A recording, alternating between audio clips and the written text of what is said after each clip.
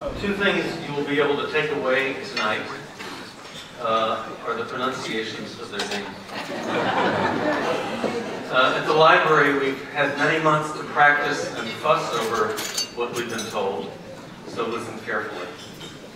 Michael pronounces his family name Chabon. In his formulation, Che as in the stadium and Bon as in Bon Jovi. Although for some in the room, it may be more useful to remember Bonn, Germany. As for Madame Waldman, she pronounces her first name Ayelet Waldman. Welcome to both of you again.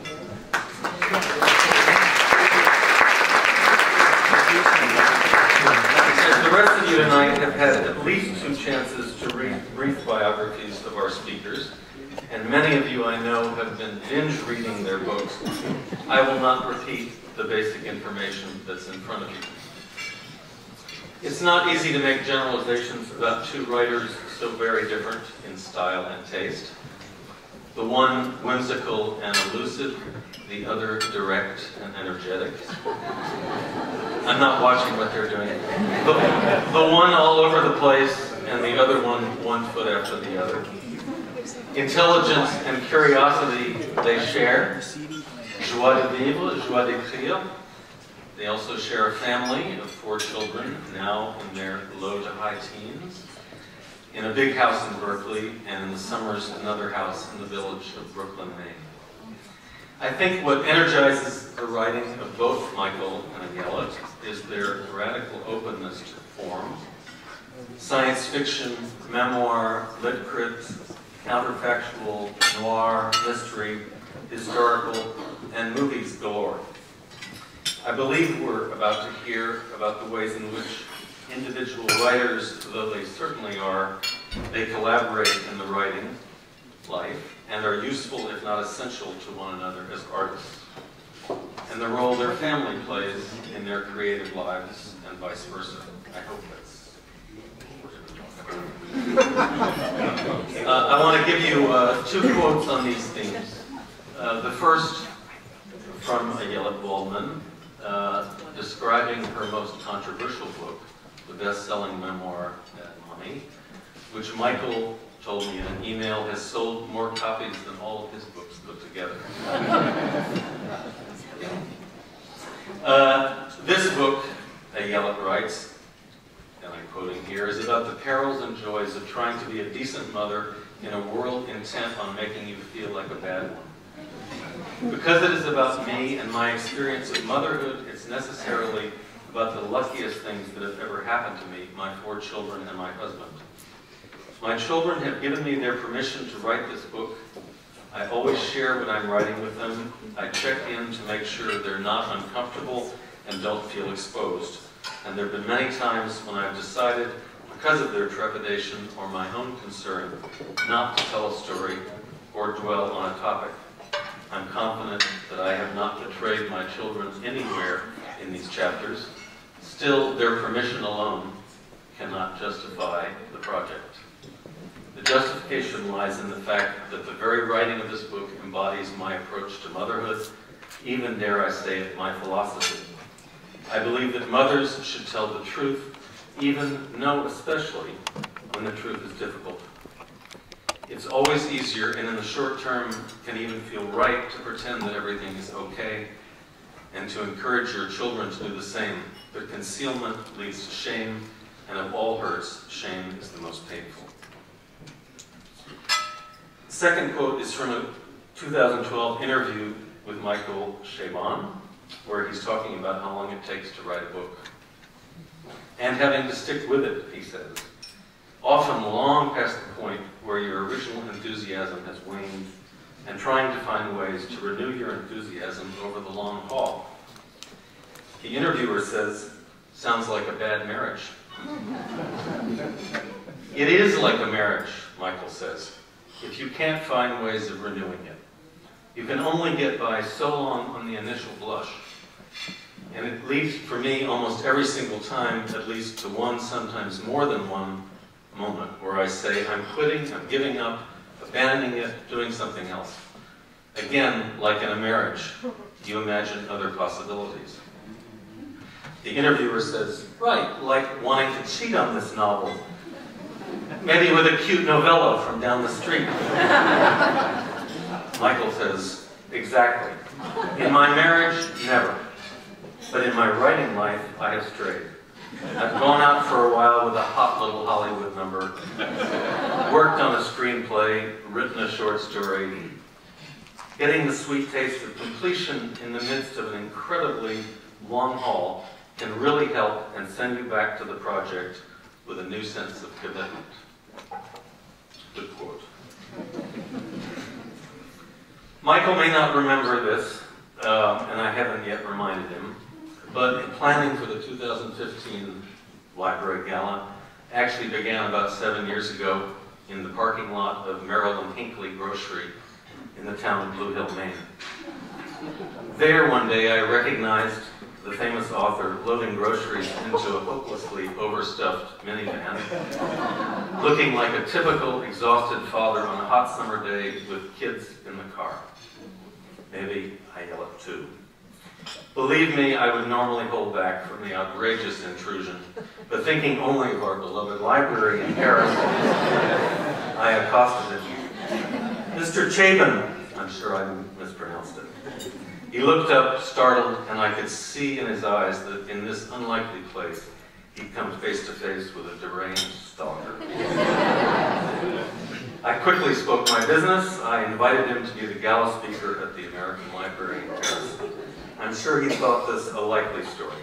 In any case, until yesterday, we had not seen each other since. This is just to say to you all, Gala supporters, that it was that I was determined and patient, and I wanted to give you some idea of why I'm so happy at last to present to you Ayelet Waldman and Michael Chabon.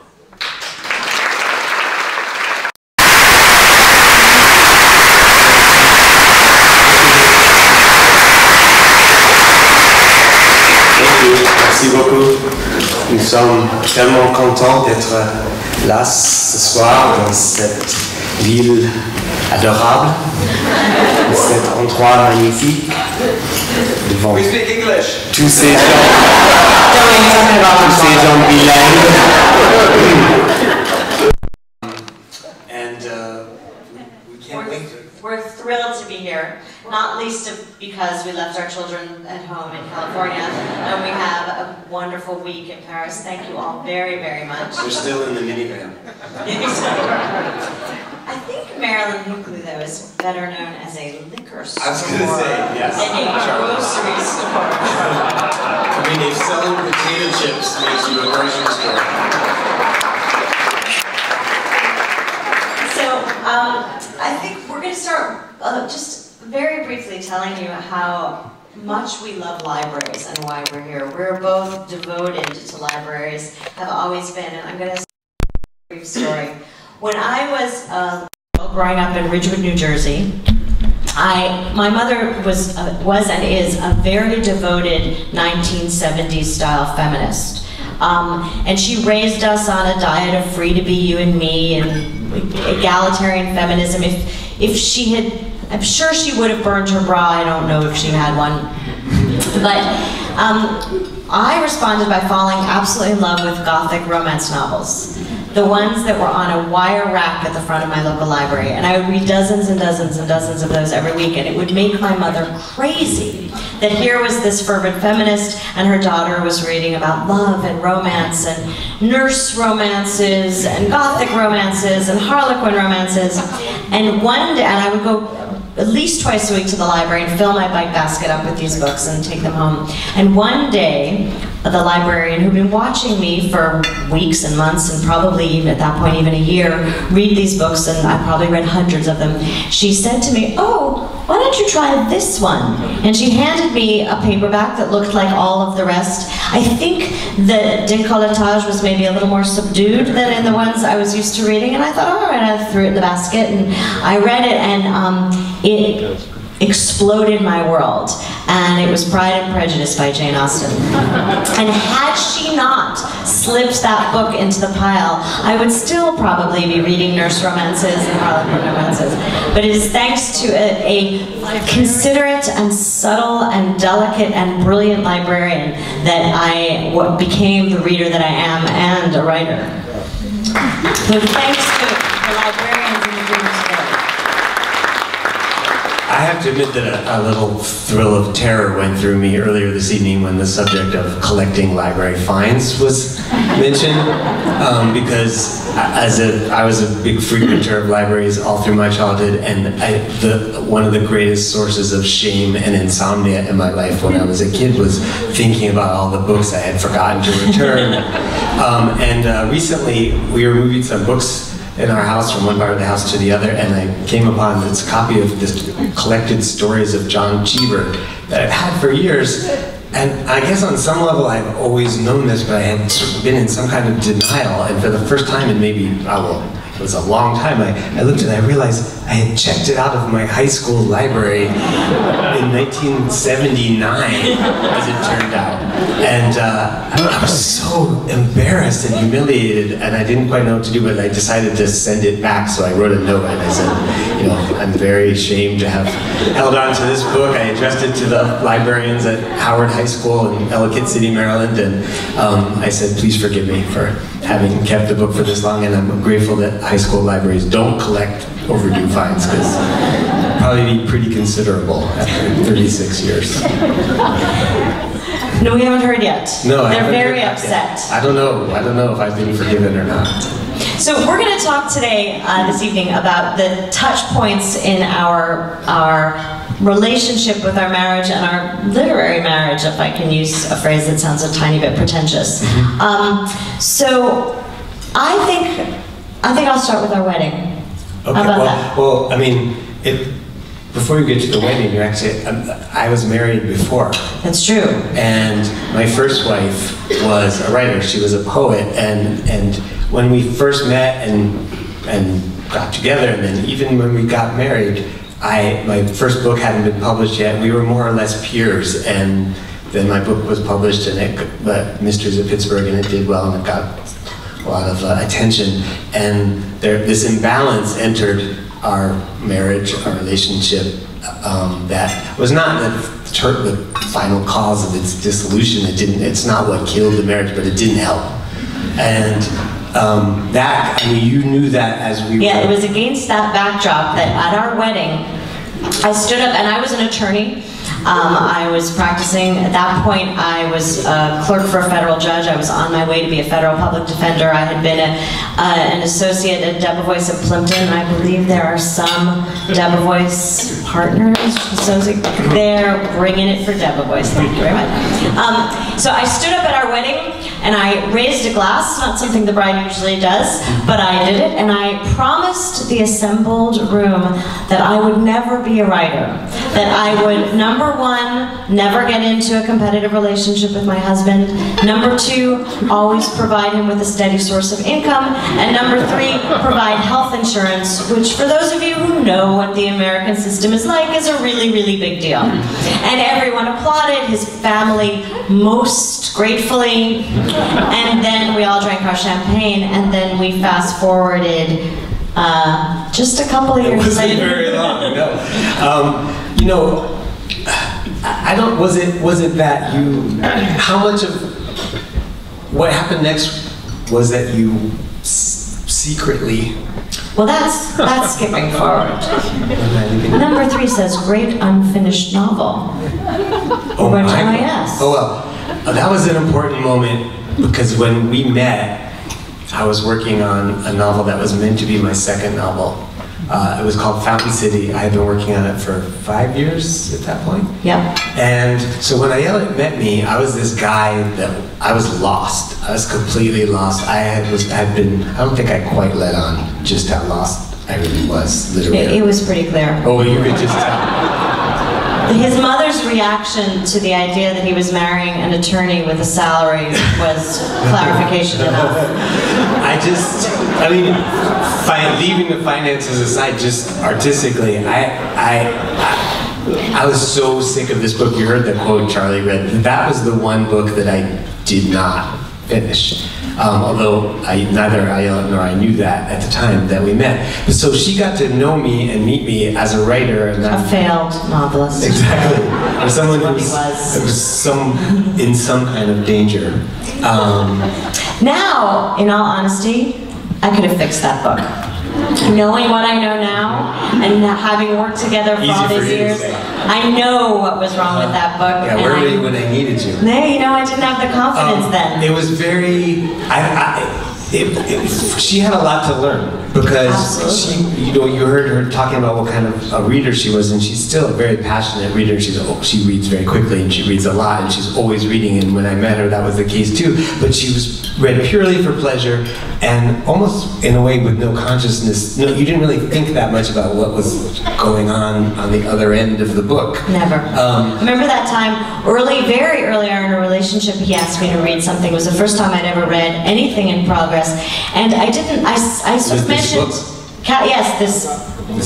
the failed book, and I mentioned casually that I didn't like the name of one of the characters. Just the first name, I didn't like it, and then the next time I read the draft, the name was changed, and I was astonished. You were horrified. I was really upset, because to me this book was this beautiful finished object, and you could just change things willy-nilly in it just because I had a whim. So that was, you probably long for those days. When No, not at all. I mean, it was, I think part of the problem for me, I had come through the MFA program at UC Irvine. I had worked on my first novel in the context of an MFA program with not only my 11 fellow MFA candidates, but my professors there, continually reading, judging, sometimes quite harshly what I was doing. I was getting continuous response from readers. And then I went off on my own, as it were, to start writing this, what was to be my next book, and it wasn't good for me to have no readers in that sense. And so, in a way, I think part of what went on, even before you became a writer yourself, was that you rapidly, and like to your credit, and thank God you educated yourself to be a useful critic, to be a useful reader, and to start to read in a way that was actually, I could rely on you to help me do what I was doing. Even though that wasn't anything I thought of when I met you, that, oh yes, I've got this great reader now. But you needed to, it took a little while for you to even feel like you had permission to say anything at all, and I think you were a little tentative at first about, and I mean, we can talk about, we're going to talk a little bit later about what it's like when we do start to read each other's work, but it's been such an incredible blessing to me to have such an astute and critical, if occasionally somewhat overbearing, overstated in her responses reader. But it's punch for punch when it comes to that. So the first thing that happened when in this kind of process of evolution was when I was taking the California bar, because I had been practicing in New York City, and I decided actually on a whim to take it. I was working as a clerk for a federal judge, and suddenly I decided that in 6 weeks I was going to take the bar exam, and we were going to stay in California rather than go back to New York. And Michael at that time had been working, like he said, on this book for 5 years, and he wanted you to say what you did when I told you that I was going to be absent studying for the bar while I was clerking. Yeah, she was working full-time, and then was going to put this really arduous studying on top of that for the bar exam, and I just suddenly thought, I'm going to have this 6-week period where no one's going to be watching me at all. No one's going to be paying attention to me. And it just, I think, flitted through my mind when she told me, and then I went to work that night, and I thought I was going to be working on the same book I'd been working on for 5 years, and it was a very mysterious, and it's never been repeated, this experience, but I just got a thought of something new, and it was an entire sentence, and it was the first sentence of my book Wonder Boys, which then became my second novel. It was the first real writer I ever knew was a man who did all of his work under the name of August Van Zorn, and it just came out like that. I didn't know who August Van Zorn was, I didn't know who my narrator was, I didn't know anything about this sentence, but what I thought was, I have 6 weeks now where I could just follow this and see where it goes, and to the extent that Ayelet was kind of watching and making sure I was staying on schedule, now she's not going to be paying attention to me, she's going to be studying for the bar. If after 6 weeks, I don't have anything, what's 6 weeks out of 5 years? I won't have wasted that much time. And at the end of that 6-week period, when she took the bar exam, I had about 110 pages of a new book. But do you remember, there's that night where we were, she was keeping tabs, and she knew what I was supposed to be doing. I had this outline, yet another outline, maybe outline number 214 for this book. And one night at dinner, she said, so, how's it going? And I was like, oh, it's going really great. Honestly, sincerely, it's going really great. And she said, well, what part are you on? And I was like, well, the sort of middle kind of, beginning, middle part. And she's a very astute person. She just divined immediately what she feared had happened. She started to cry, and she said, I don't want to know. Like, I cannot handle it. I'm studying for the bar. I just don't tell me anything else. I have so many mnemonics in my head right now. I just have no more room to consider this. But then, do you remember what I said when you showed it to me? That those 110 pages. You keep going. No, you said. What? You said, I said, it's wonderful, keep going, and inside I thought, all right, I can pay the advance back. But that phrase, keep going, that's the phrase that I think we have said to each other, and that has been this sort of bedrock of our literary partnership, because it's what you said to me when a couple of years later, I had left my job at the public defender. I was working as a law professor, and I was writing a law review article that was going to get me on the tenure track. And I don't know if any of you have read law review articles. They're these very dry, dusty things, not designed to be read by anyone. The footnotes are as long as the text of the document. And I would go every day to the law library. We were in New York City, remember? Yeah. I was researching The Amazing Adventures of Cavalier Clay. Exactly. And you were going to the NYU Law Library. And so the first few days I just fell asleep and slept at the New York. We had a baby. It was a great place to sleep. And then one day, I just let myself do something else. And I sat there with my laptop computer and I started writing this murder mystery. And again, just like you did, every day for a few weeks, I would go off to the law library to write my law review article. And I would write this murder mystery, and I would come home and Michael would say, how was work today? And I would say, great. And he would... No, he'd say, oh, so boring. So boring. Yeah. And then at the end, when I had 50 pages, I said to him, all right, I have to tell you something. This was a hard moment. Yeah. Because remember that toast I gave? But I think what I really said is, just tell me if this is bad. I think you said, tell me how bad this is. I have always been ambitious. I was used to a certain kind of success. I didn't want to do anything poorly, and I didn't want to start down a path that I didn't have the talent to continue on. So I gave it to you and I said, I need you to be honest. If this sucks, tell me it sucks, and we'll just stop and I'll go back to writing this dull law review article, or better yet, I'll go back to the public defender's office. Just tell me the truth. And he read it. Well, and for my part, I felt such dread. I can't tell you, because first of all, there was that toast. I mean, what was this about? But I mean, I didn't know what I was going to do if it did suck, if it was bad. What was I going to say? And based on just statistically, the evidence was it was going to suck because most people's writing does. So just sheerly on sheer numbers, it was not going to be good. It was not likely to be good. And the thing is, I'm a product of an MFA writing program, and there's this sort of age-old question: can you really teach writing? I think it's an idiotic question, because of course you can teach important aspects of writing, just as you can teach important aspects of any art form, whether it's architecture or music. There are all kinds of rookie mistakes you can teach people to avoid making. There's all kinds of tricks and techniques that you can be shown how to do and you can master. But the one element that you really can't teach someone is a nebulous thing that I guess I would call voice. that someone can convey the sense of a living presence through words on a page, whether that presence is the author, him or herself, or a narrator of a story. There's a kind of a crackle in the prose that if you've got that, it doesn't matter what you don't know, you can always make that stuff up. And from the first few sentences, as soon as I just started reading it, I know, oh, thank God. Because I could just, that was the thing that you had even in the beginning, and that beginning was something you abandoned eventually. Yeah. You started over again, kind of with a more clear sense of what you were doing, But all he said was keep going. I said, well, how about it? He said, just keep going. And I said, but tell me, like, just keep going.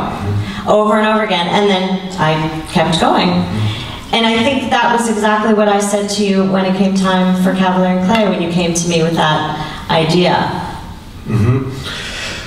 Well, it must have been, I would imagine you must have had certain apprehension, because the book that I put aside, the one I worked on for 5 years, was in a sense my first attempt to do something like what Cavalier and Clay ended up being, in that it had, my first book, Mysteries of Pittsburgh, was a first-person narrator.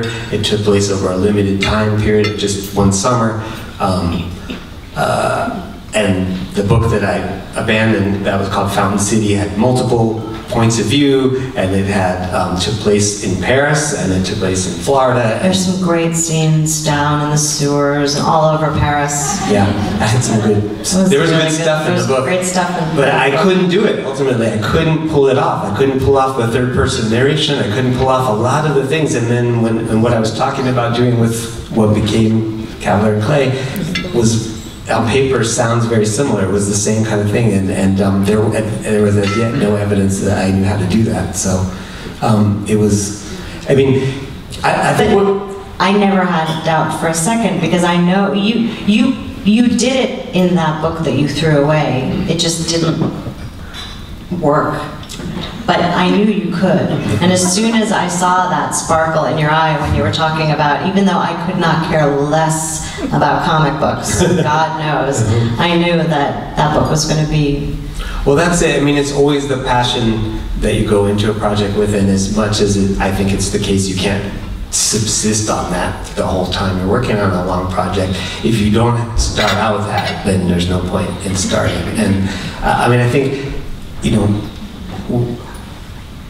as collaborators, we have somewhat limited experience directly collaborating, but we're going to talk about that a little bit in a few minutes. But we collaborate in the sense that from the very first moments that either I or she starts to get the germ of an idea, whether it's, you know, I think I'm going to write something about the early days of comic books in New York City, or when she was first contemplating working on the book that became Love and Treasure, her most recent novel, and she got interested in you know, art and stolen art, the art that was stolen by the Nazis during World War II, and restitution and that whole idea, and wanting to go to Budapest. And, you know, I could just see her getting so excited about that, even though she didn't know what the book was really going to be about, and I couldn't tell what the book was really going about. What I knew was that she had the right amount of a passion already for the project going in. And from that moment, and at that moment, there's only one job that each of us has for the other one, which is to just say, go for it.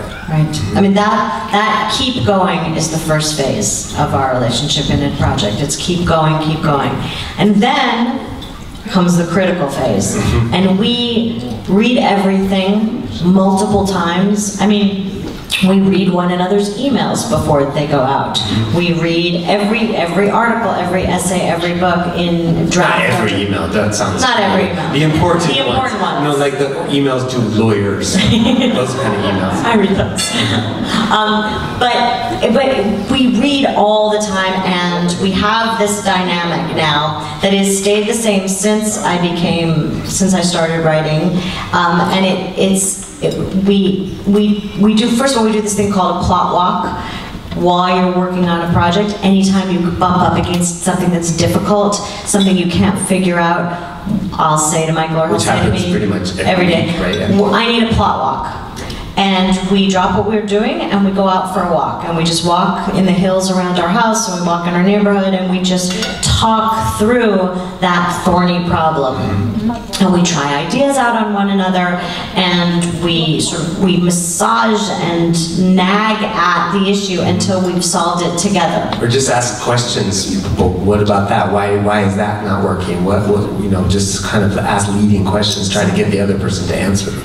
And that always works. And it's really the only thing that works for me. I mean, if I'm sitting there and staring at the page and I know there's a problem, the only way out of that for me is a plot line. And then there's usually the first read, which is the gentlest read. Yes. Like when you've got a clutch of pages, maybe 20 to 50, maybe 100 pages, and I'll give them to Ayelet, or she'll give them to me. That read, what you're looking, if one or the other of us said, I don't know how to tell you this, but you know, this is a disaster, I would want that. It hasn't happened yet, but usually it's the keep going. It's usually just like, this is really good. I would never burden you at this juncture with possible problems I see, or you know, I might say like, I really like this stuff.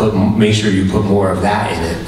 But that's the gentle read. But then after that, they're never gentle. No. And then we have these bombastic, vicious fights. I mean, they are so loud and they are so nasty. And this is what will happen. The person being edited will get the note and will say, you moron.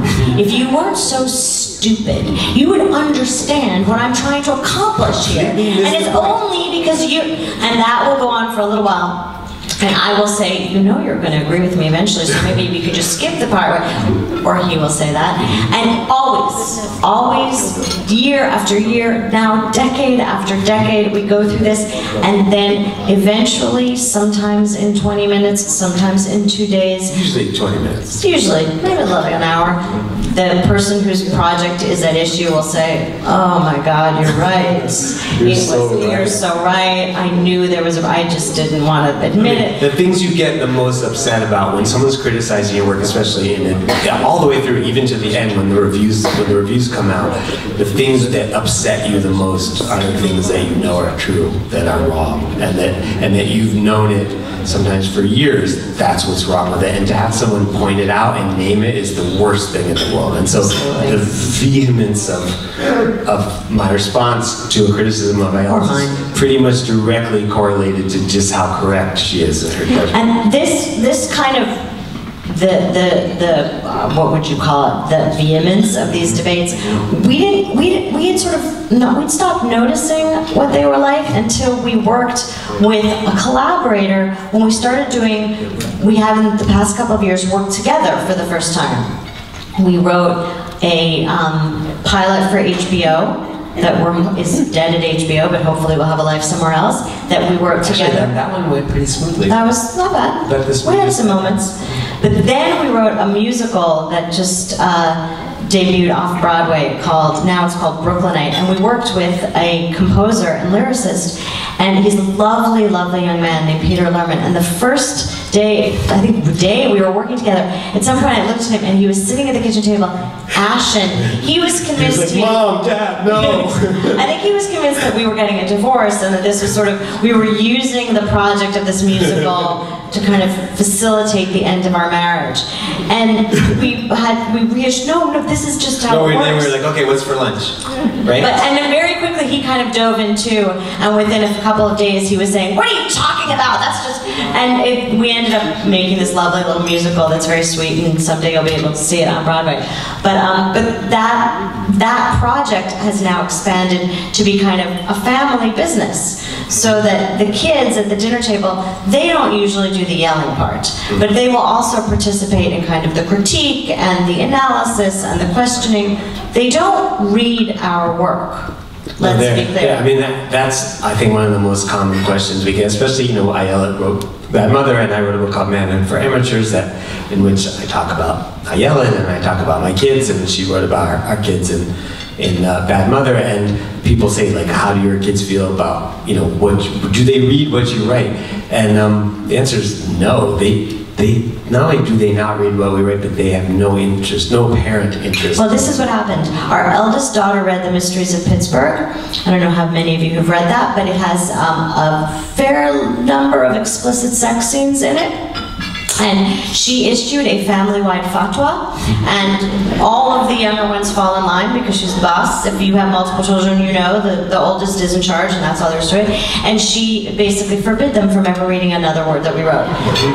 And they have honored that. Yes, she granted an exemption when Michael wrote a novel for children. After much negotiation, she agreed to allow everyone to read it once, but only that book. And they, you know, I think some of the younger ones might be interested occasionally, but they're not allowed, so that's the end of that. Yeah. But they do give, we'll be sitting around the dinner table and talking about something, and they know what we're working on and who. Oh, they're utterly interested in the actual process of the books. They keep very close tabs. Like I said, they know each project and who's involved, and if it's a movie project, they know the names of the agents and the producers, and in terms of the sort of business end of things, it does feel like a family business to them, and they are very engaged in it. It's the end result that actually, I think in some way they truly are not interested in the books themselves when they come out. Sophie may have set the tone for that kind of detached disregard, but I just feel like they're just like, yeah, whatever. And like if your parents run a furniture store, how excited are you going to get about chairs? Right? They're just, yeah, books, big deal. I think the only time that we don't engage in that kind of debate about our work is when we have deadlines, and then usually we do skip. We skip the fight. Yes, I'll lodge. Because I have a background as an attorney, I will lodge my objection, but it's sort of like in a deposition. You object to the question, but you allow it to go forward so that you can get through to the deadline. Right. Yes, we'll stipulate that you're an idiot. So we'll go for it. We'll proceed. Now, just tell me what's wrong with my piece. And in closing, yes, I think that one of the most. If I never could have imagined the first time Michael brought me to Paris, which was within a few months of meeting. We met in September '92 is when we came. Right, September. We met in May of '92, and we came here in September of '92. And I had never been to Paris before, and we walked the streets, and he was so sexy with his perfect sounding French, and he dressed then. He didn't dress like an American boy in shorts and a t-shirt. He wore a suit, and he bought me flowers, and he seemed so perfectly Parisian in my mind, my naive and unfamiliar mind. And I could never have imagined that 20-some years later we would be sitting in this beautiful room in front of this remarkable group of people, thanking you for bringing us here, and thanking you for making such an unexpected and delightful life. Well, thank you for rising to the occasion so beautifully. And thanks to all of you.